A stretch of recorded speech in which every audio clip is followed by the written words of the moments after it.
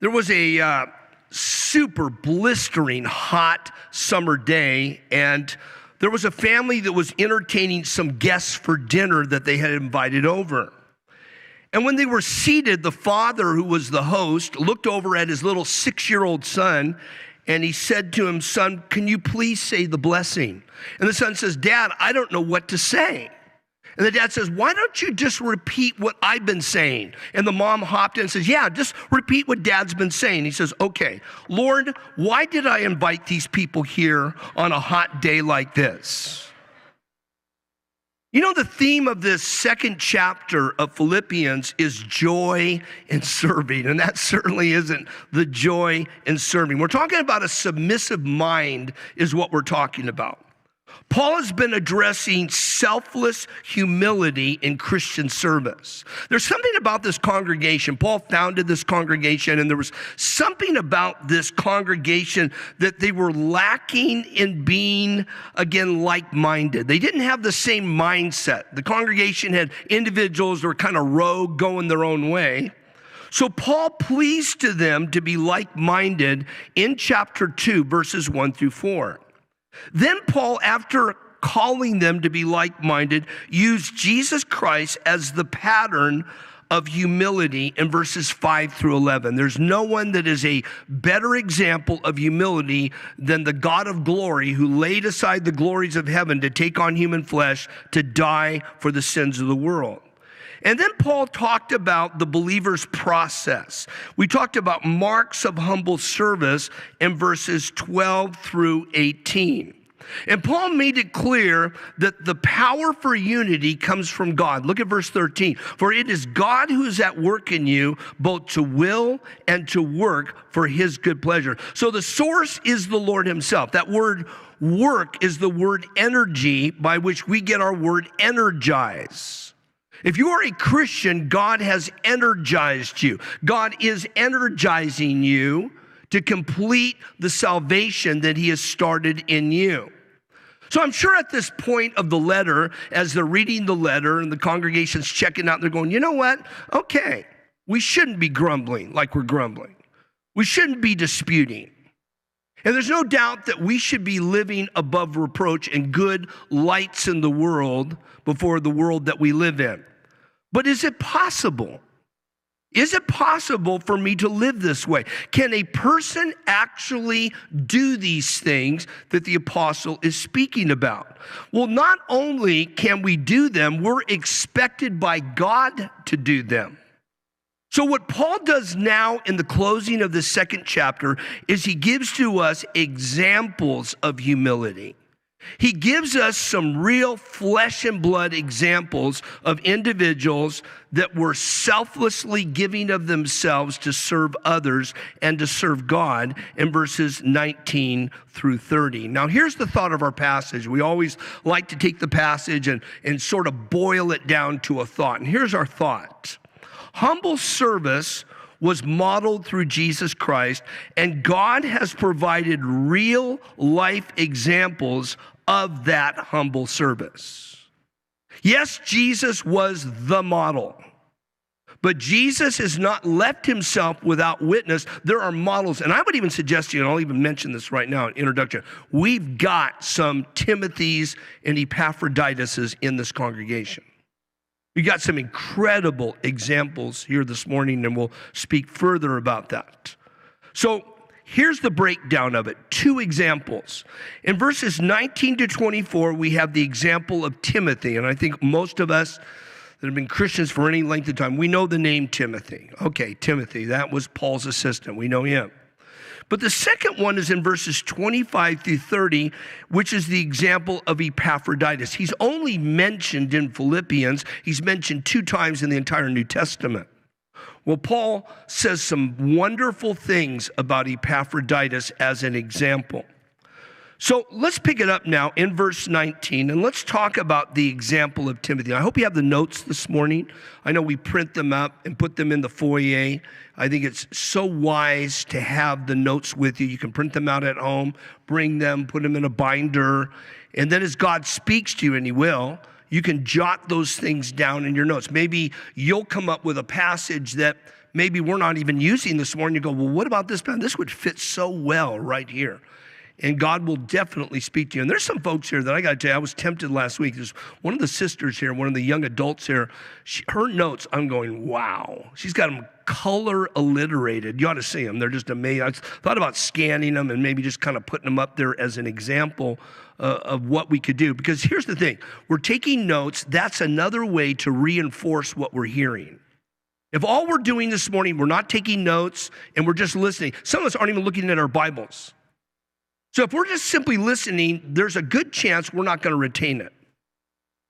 Now, if we're seeing it with our eyes and following along, that's going to help. Now, if you're writing it, that's going to help even more.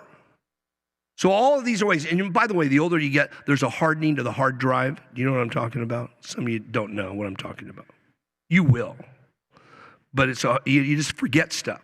So this is a great way to reinforce it. So let's look here.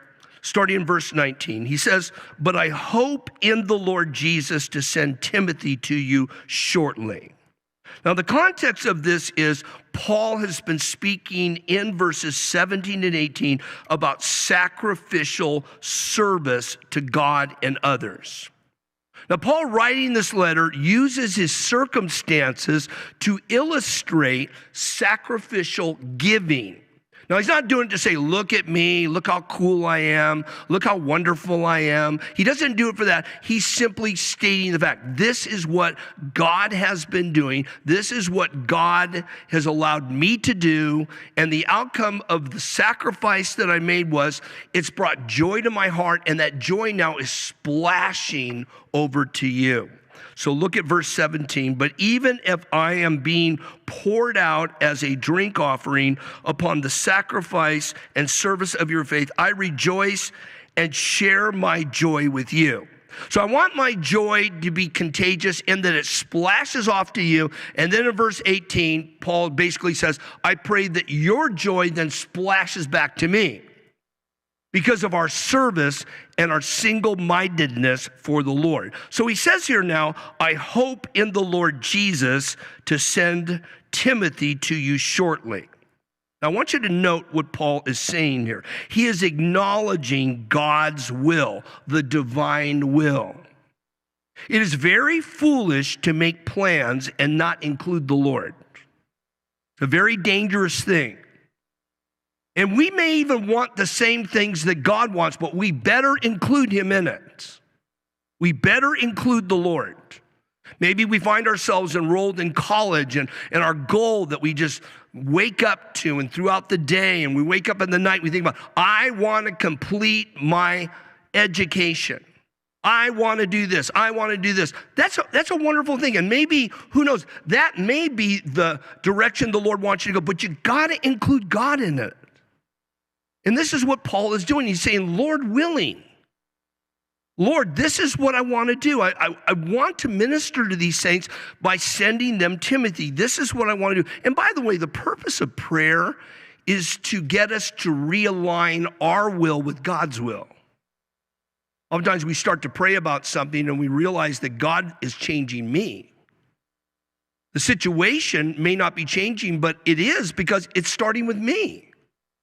God is literally changing me. Now, there's many examples of this.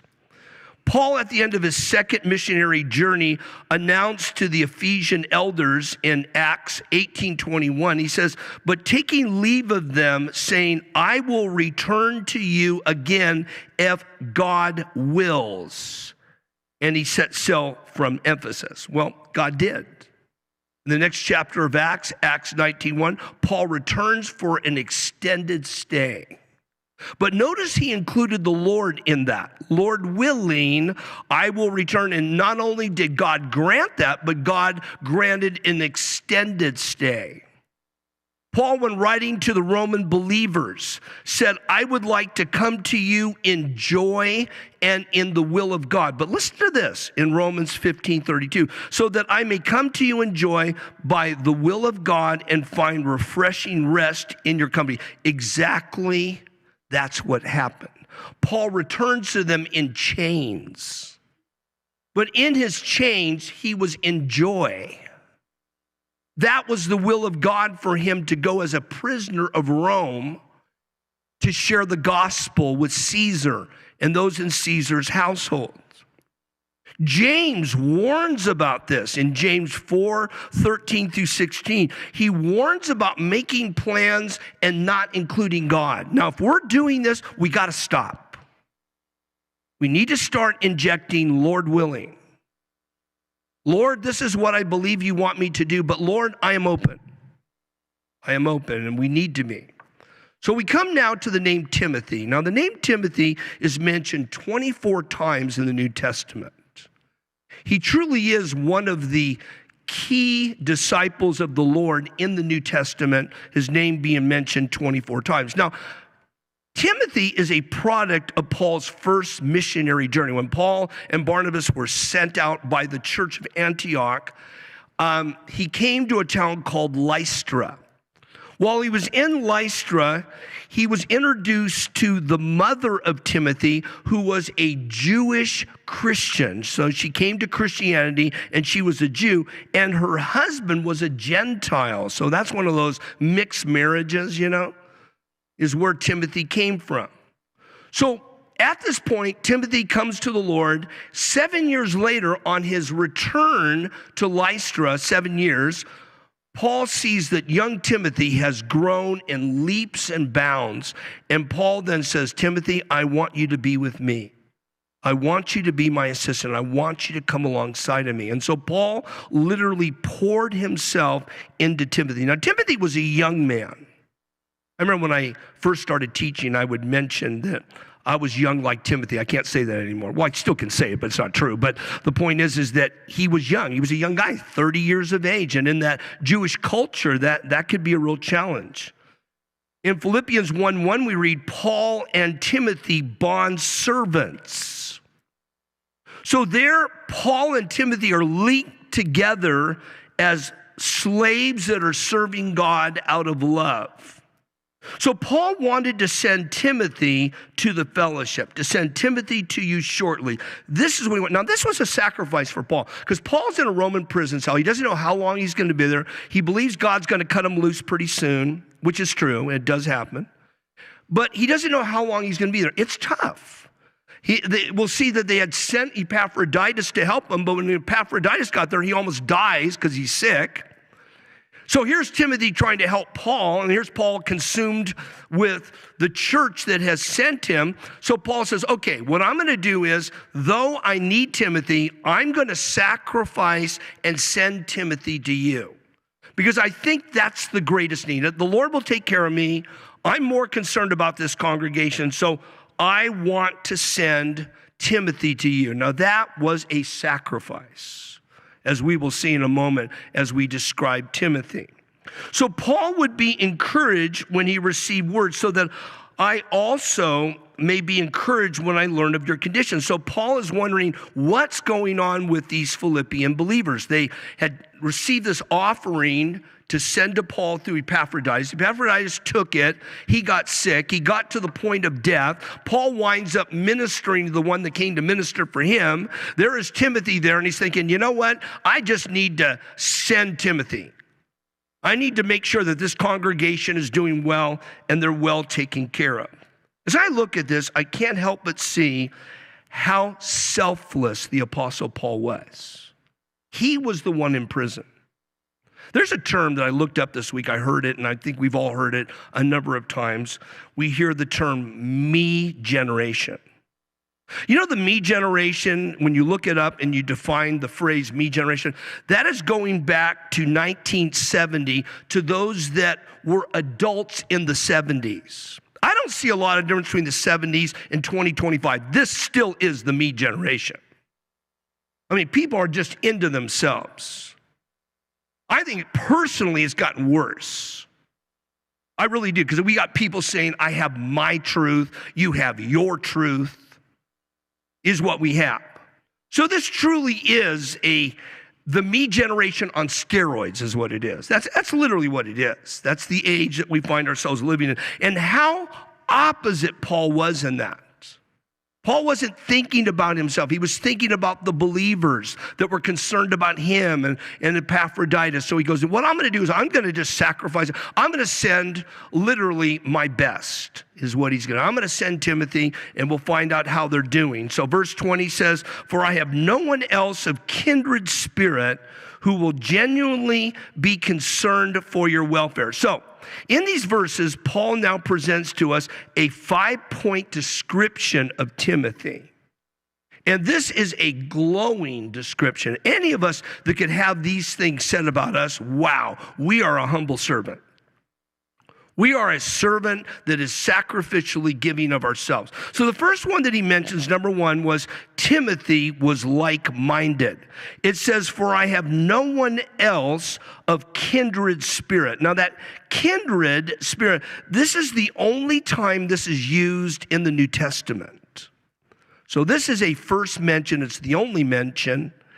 And literally, kindred spirit means like-minded. And that's, by the way, been the whole theme of this second chapter. It could be translated like-souled or equal soul. So when it says that he was like-minded, he was faithful along with Paul. He had humility. He had love. He had a servant's heart. That was Timothy. I mean, I am describing Timothy. Now, Timothy was unique. He was one of a kind that Paul valued. Now, what does all of that mean? It just simply means that there was no one that was so much like Paul than Timothy. We use the phrase kissing cousins, is what he would be. And I mean, there's some of us here that are like this. Maybe, you're a female and you're just like your mom. I mean, when people think of their mom, they think of you, and they think of your mom, they think, they just go back and forth because you guys are identical. And there's some sons here today that are just the image of their father. They like the same things. They do the same things. They have the same mannerisms. Well, that's the way Timothy was. Timothy was, at best, almost a carbon copy of Paul. I mean, Paul could not send anyone better than Timothy. He even says, I'm sending myself, because that's literally what it was. It was like a carbon copy of himself. Notice the second description of Timothy, number 2. Timothy had a genuine concern. Who will genuinely be concerned. This word genuinely means naturally and truly. Actually, the word itself can be translated birthright. So what it's describing is a new character or a new characteristic that took place through a new birth. Timothy was like the Lord. He was born again. He had taken on the likeness of Jesus Christ, and this is why he was like the Apostle Paul. He was one that genuinely, truly cared.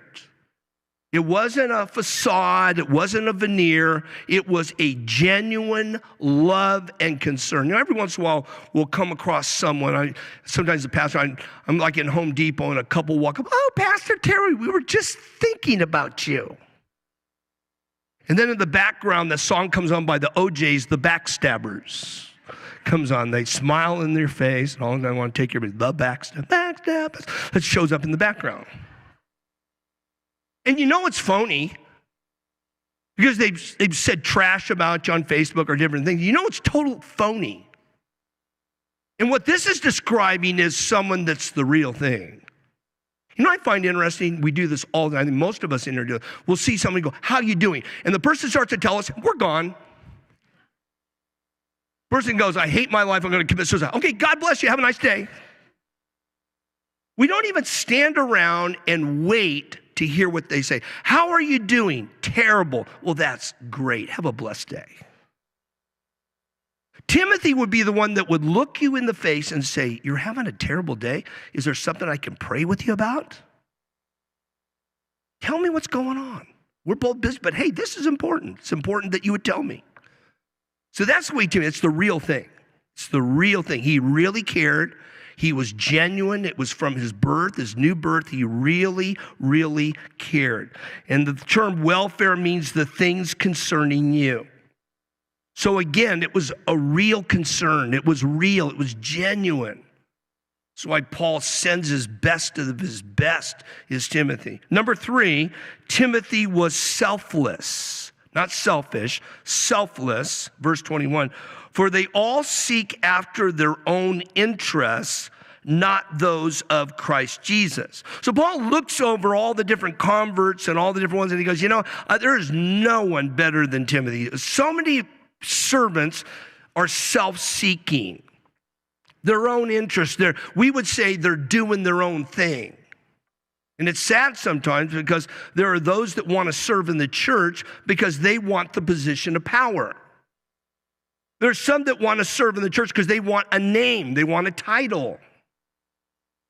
There's some in the church that want the position because they have outside interests. And I'll use this illustration. I've seen this multiple times. We get those mailings at election time, and you'll get a candidate, and you start reading the description of the candidate. Oh, they're a member of this church. They're on the corporate board. I look at that and I go, I smell a fish. I really do. I mean, why do they mentioning that? They could just say they're a believer in Jesus or something, but no, they got to mention the church. They got to mention the fact that they're a board member. Oh, I've been serving in Sunday school and doing this for 20-some years. And it really makes you wonder, is it really sincere? Are they using it as a stepping stone to an office or something? Well, Paul looked at it and he says it's all just fake. A lot of them are doing their own thing. But here, Timothy was the real thing. We should love opportunities to serve the Lord. And I'll tell you, when you serve the Lord, you're going to be tested and you're going to be tried. I love that old saying that Christians are like tea bags. They're no good until they're put in hot water. And you got to be put in the hot water. That's the only way you're going to get the tea, right? Or how about a faith that can't be tested, can't be trusted? So we have to be tested. We have to. So Paul looks at his list there and he looks at his short list and he goes, I don't have anybody. There's only one. It's the best of the best. I'm sending Timothy. He's the one that's going to do it. Look at number 4. Timothy manifested Jesus. Referring to those others, not those of Christ Jesus. So the others that he's thinking about on his short list, they were the ones that had their own interests. They were doing their own thing, but not Timothy. Timothy exalted the Lord. Timothy loved the Lord with all of his heart. Look at verse 22. But you know of his proven worth. You know. Oh, this congregation knew Timothy. And Paul need not go into detail regarding Timothy at all because they knew him. They had watched him. They had seen his love for the Lord. They had seen his sacrificial giving of himself. Again, he had proven himself. The word proven is an interesting word. In the Greek, it's metal that has been tested by the heat of fire. So he was tested. He had gone through the fire. He had gone through the good and the bad times, and when nothing seemed to be going on, he was faithful. He was there. And that brings us to number 5. Timothy was a servant. That he served with me.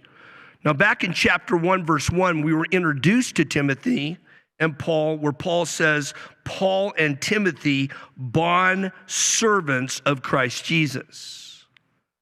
So, that is a servant that serves out of love. He chooses to serve his master because he loves his master and he's serving out of his love for his master. That describes Timothy and Paul. And notice that they were bond servants together. And why am I saying that? Because ministry is not mine. Ministry is not yours. Ministry is the Lord. And some are kind of like these Avenger movies. They're superheroes where they want to serve God by themselves. That isn't ministry. We don't serve God by ourselves. We lock arms with our brothers that we serve God together. Let me ask the question, do you serve God together with others? Or would you say, well, I'd rather just do it by myself? Rather just serve God myself. I'd rather just because I like doing things the way I like doing them, and that's not a servant's heart. A servant's heart is locking arms and doing what needs to be done.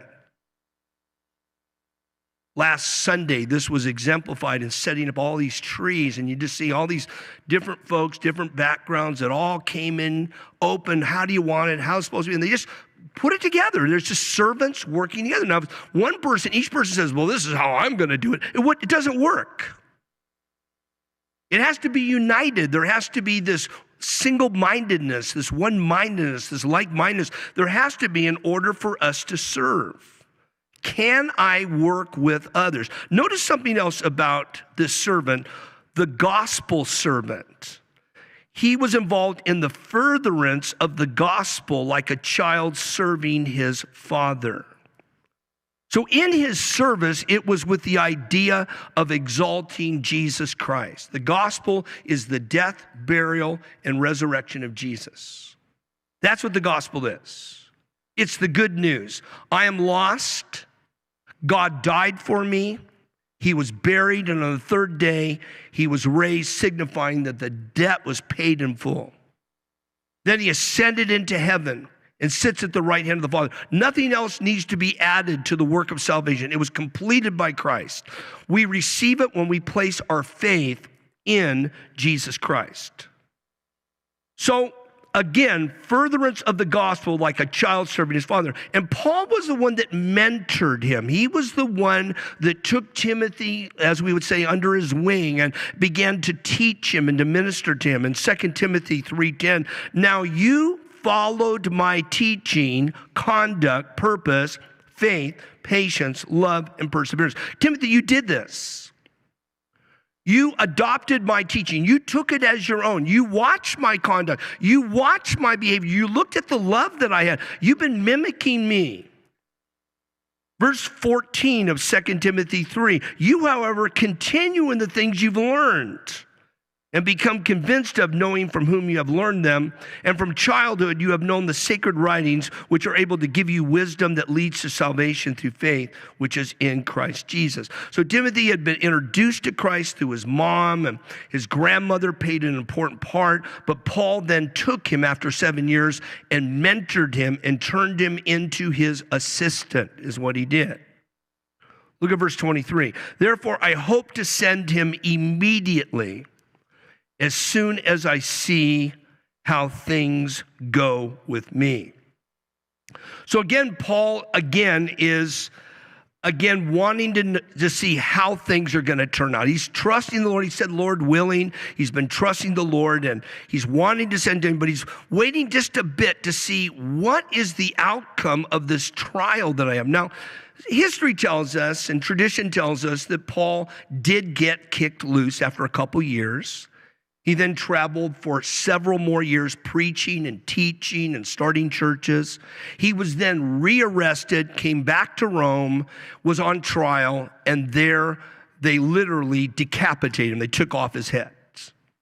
Now that's how tradition and kind of the history goes regarding Paul. So Paul was kind of had the inkling that he was going to get kicked loose. God's kind of leading him that way, that, you're not going to be here forever.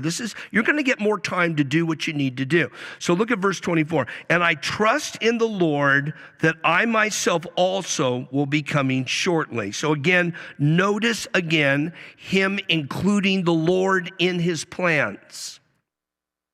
He wanted to do it, and yes, it aligned itself with God. Now, let me just mention this as we leave Timothy this morning. Timothy had obstacles that were against him. There's 3 areas that I want to bring to your attention regarding Timothy. Because some of us think, well, you know what?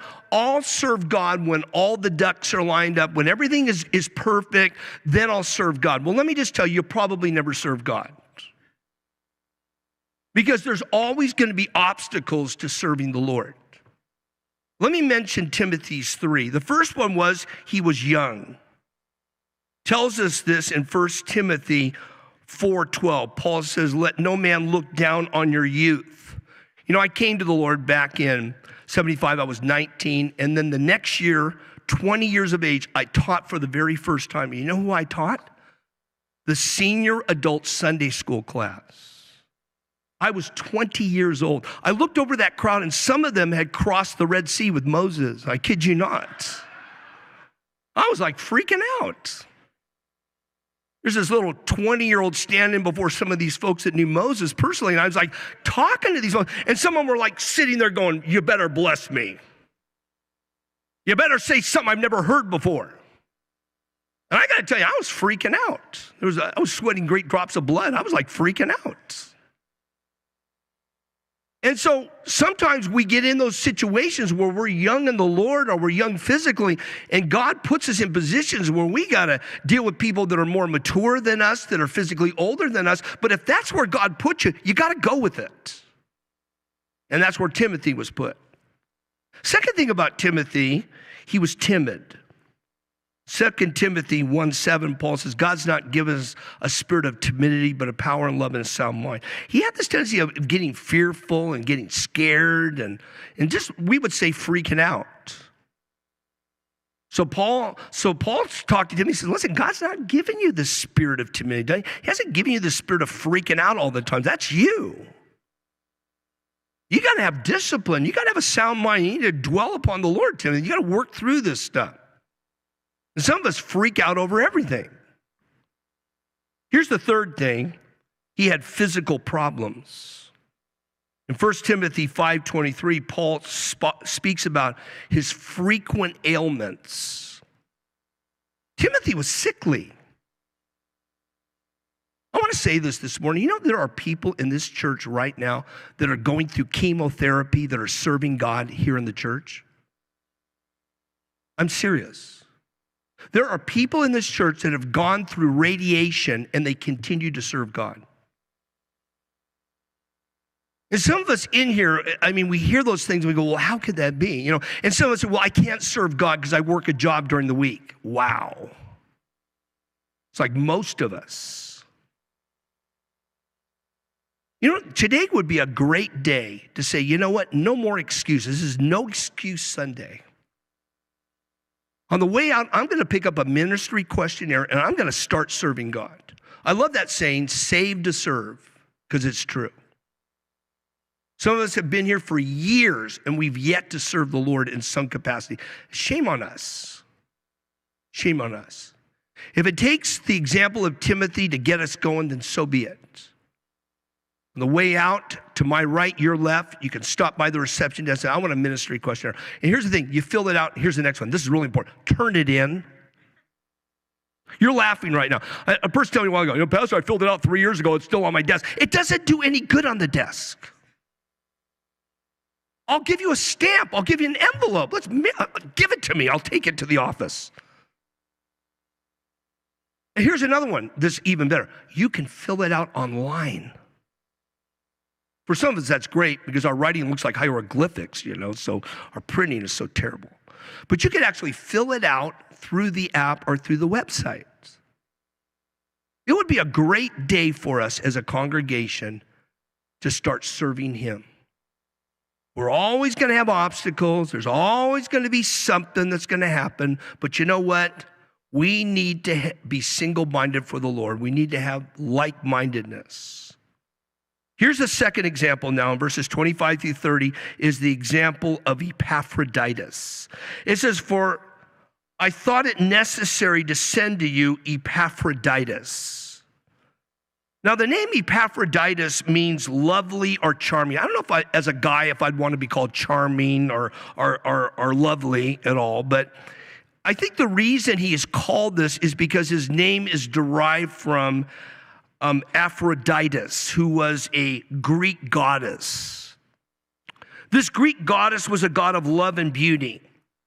So his name is derived from that. So I don't know it kind of reminds me of that song by Johnny Cash, A Boy Named Sue. I don't know who gave him that name, but they did. You know, his name only appears 2 times in the entire Bible. He appears here in verse 25 and in chapter 4, verse 18. Now this is interesting. I didn't make this up, but this is kind of interesting. There are 5 things that Paul says about Timothy. Well, there are 5 things that he says about Epaphroditus.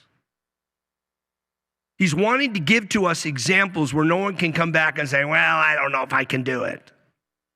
So he gives us examples, and he points out some of the characteristics, the descriptions of these individuals. So the first one is, number one, my brother. That's the first thing that Paul says about Epaphroditus. He's my brother. Now, by saying he's my brother, he's saying he is born again.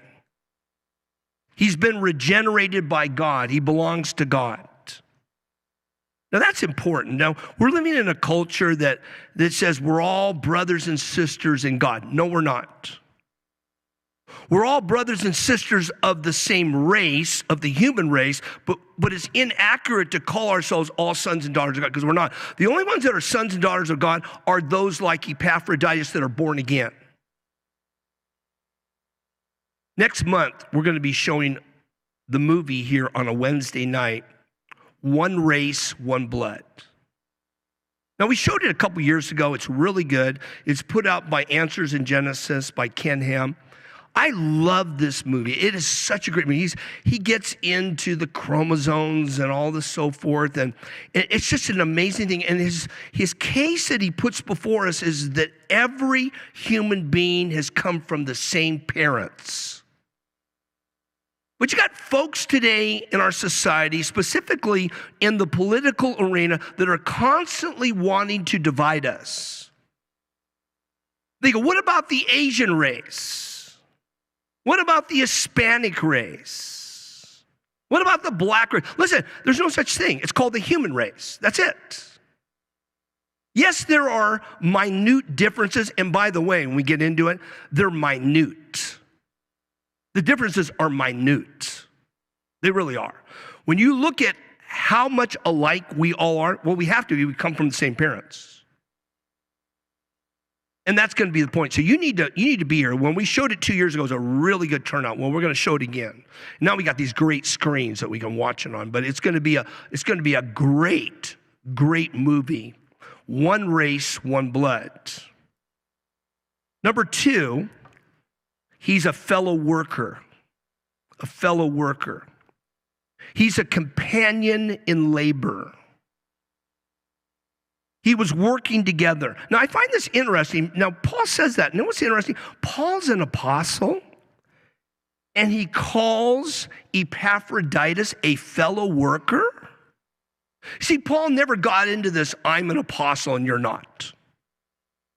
I am writing most of the New Testament and you haven't. Paul just looked at himself as a servant. He looked at himself as a brother. This notion that we're better than everybody else is ridiculous. It really is. And Paul never, ever played that game. He looked at Epaphroditus, which I believe is a layman. He's one of the men of the congregation, doesn't have an official title. He's not called an elder, apostle, nothing. He's a messenger sent by God. And Paul looks at him and he goes, you know what? He's my brother. He's my brother. Number three, fellow soldier. Fellow soldier.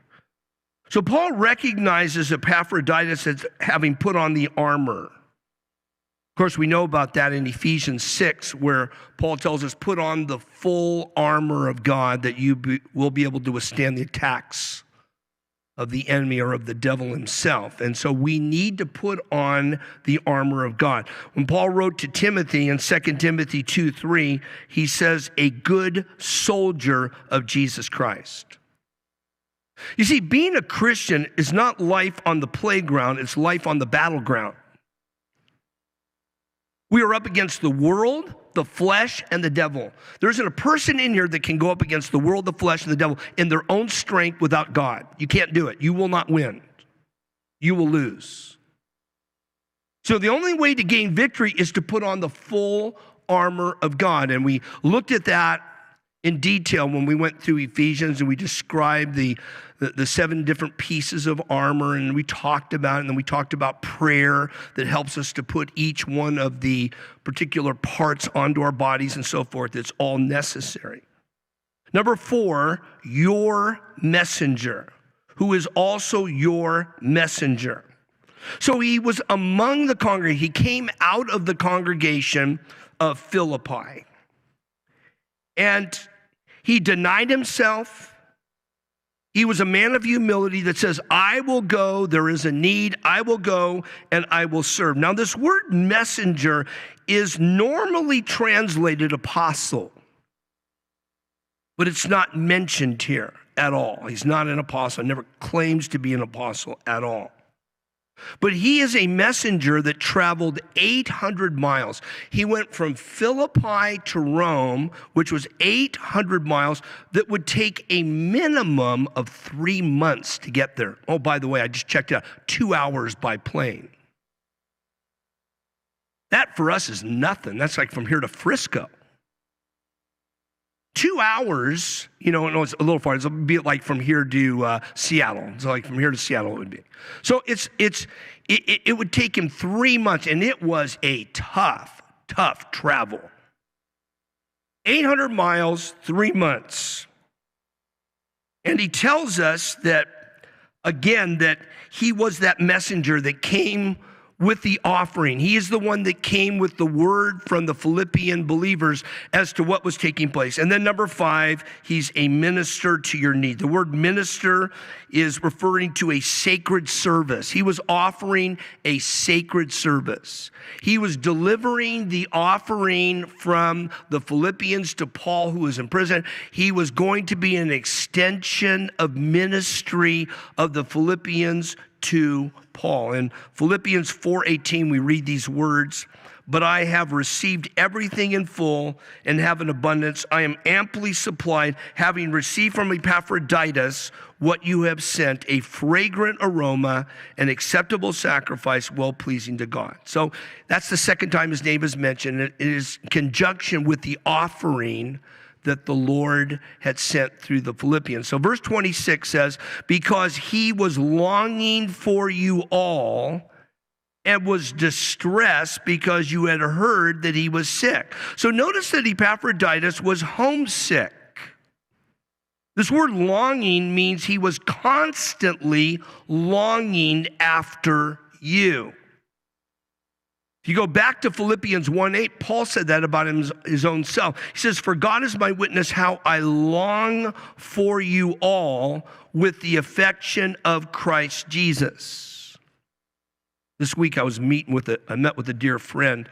His wife died 3 months ago. They were married 52 years. To say that he's hurting is an understatement. But something he said to me during our conversation, he says, Terry, I don't know how I could have done this without the church. There are people that bring over meals to me. There are people that show up and just want to give me a hug. There are people that say, we've made a dinner, please stop by. He said, it is incredible, the love of the fellowship. He goes, I don't know how a person does it without the Lord. I can't even fathom how they can do it without the Lord. Well, if Epaphroditus was here this morning, he would say the same thing. He says, when I think of those that I love, I think of the Philippian congregation. I absolutely love that congregation. That congregation is my life. And for some of us here, I say this, and some of you have said this to me too, that your church family is closer to you than your physical family. Some of us in here were disowned when we trusted Jesus, so this now is our family. And that's why we love it so much, because it's our family. This is our brothers and sisters. They pray for me, I pray for them. I love them, they love me. And this is my family. This is it. We always like to say this, make the church calendar your calendar. Don't plan stuff without looking at the calendar, because you don't want to interfere with what the Lord's doing in your family. And you got a husband and wife celebrating their anniversary. Husband doesn't check the calendar, he goes on a fishing trip. Last fishing trip he'll ever take. Think about it. You only forget one time. You wouldn't do that. Oh, it's our anniversary. Huh? I think I'll go water skiing. I think I'll go fishing. I think I'll go do that. I think I'll go to Bass Pro Shop. Oh, you're dead. You're dead. You wouldn't do that. So make the calendar your calendar. And so he says, and he was distressed. And that word distress is an interesting word. It's used another time in Matthew 26:37. It was used of Jesus in the Garden of Gethsemane when Jesus realized the weight of every sin was being dropped on him. And Jesus was in distress, anguish. And that's how Epaphroditus looked. I'm away from home. I'm away from my family. Man, it feels like the world has collapsed on me. I am one hurting guy. And notice it says, because you had heard that he was sick. So here he comes to minister to Paul. He gets sick, and now Paul has to minister to him.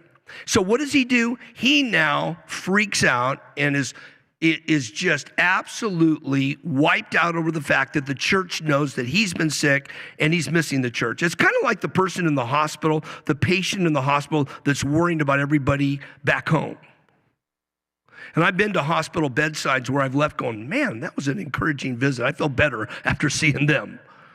Because they love the Lord, they're trusting in the Lord, and you go there to kind of pray for them and encourage them, and they wind up saying, oh, Pastor, this is fantastic, what's going on? Guess who I got to talk to yesterday? Guess what my brother said? Guess what? And they're going, this is unbelievable. Pastor, you got to catch cancer. This is wonderful. This is just wonderful what's going on. And this is where this guy's at. He's coming to mission. Now he's all bummed out that they've heard that he was sick. Now, he goes on now in verse 27, and he talks about how severe this really was. He says, for indeed he was sick to the point of death. Now, many believe that what happened was Epaphroditus left Philippi. It was a 3-month journey, 800 miles, and he got sick heading to Rome. By the time he got to Rome, he was sick. But guess what he did? He kept serving Paul. Here he was with a body that's breaking down, and the body saying, you can't do anything more, you're done, you're finished. Oh, he kept going.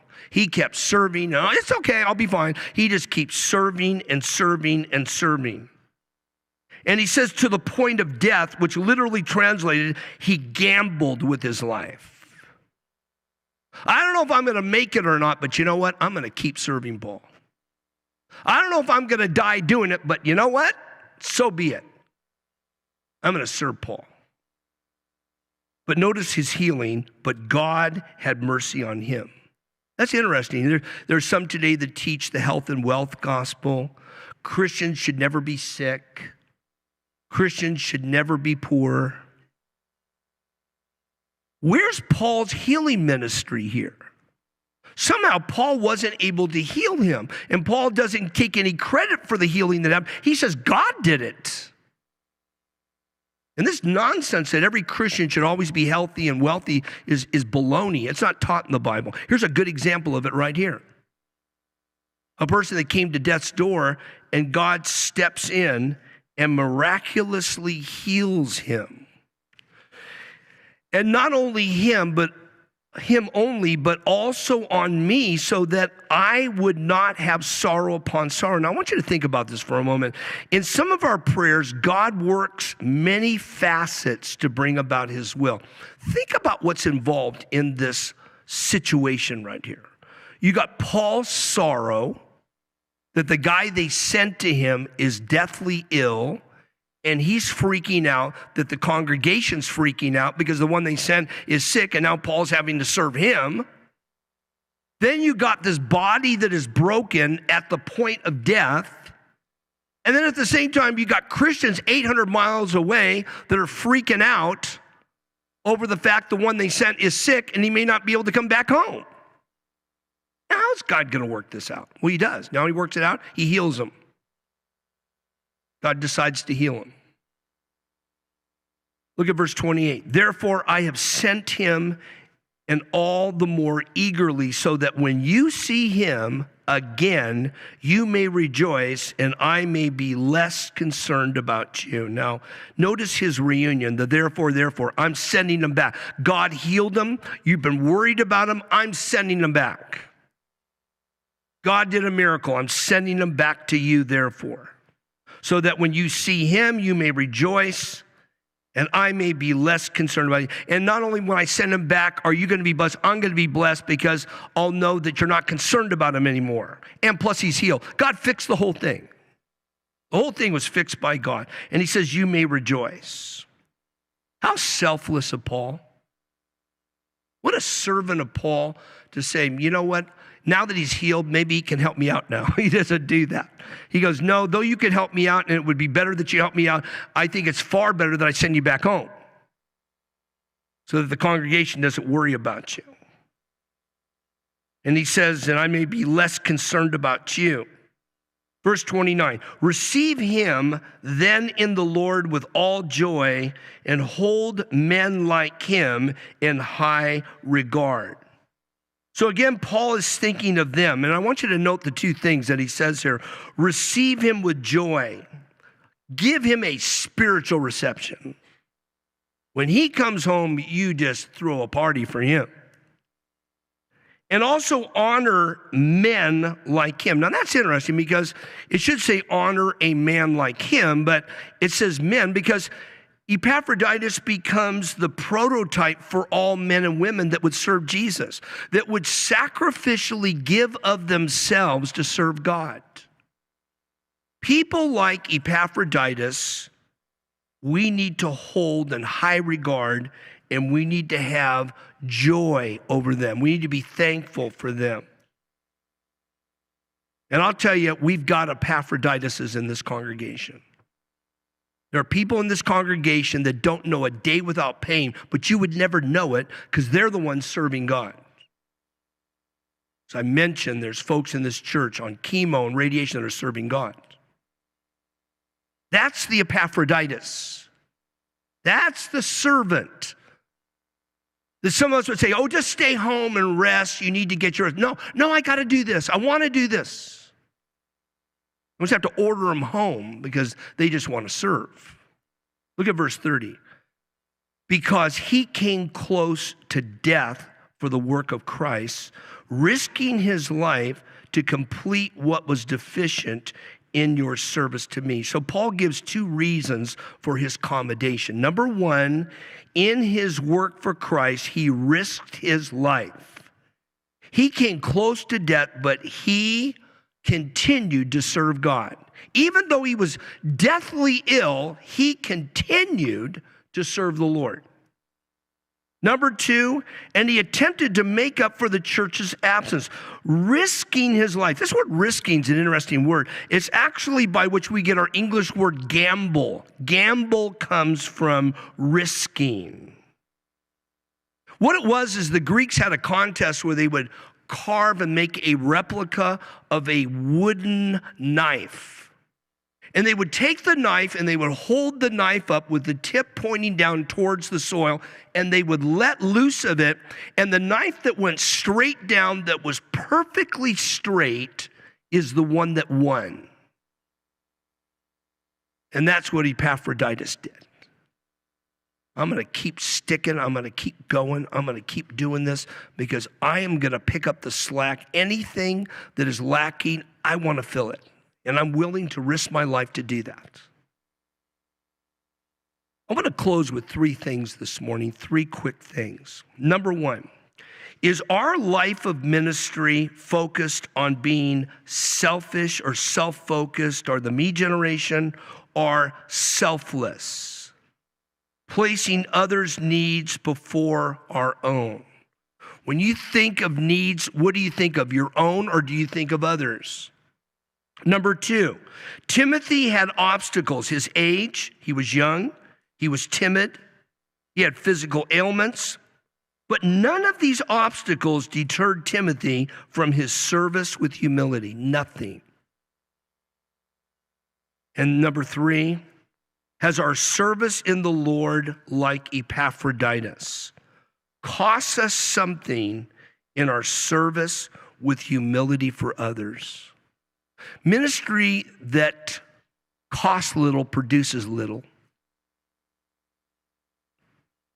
If you're going to serve God, it's going to cost you, and I'm just telling you that right now. You want to serve Jesus Christ, you're going to want You're called and you're committed to serve God, and something else is going to come up. That's cost. You're going to do the right thing and you're going to serve God.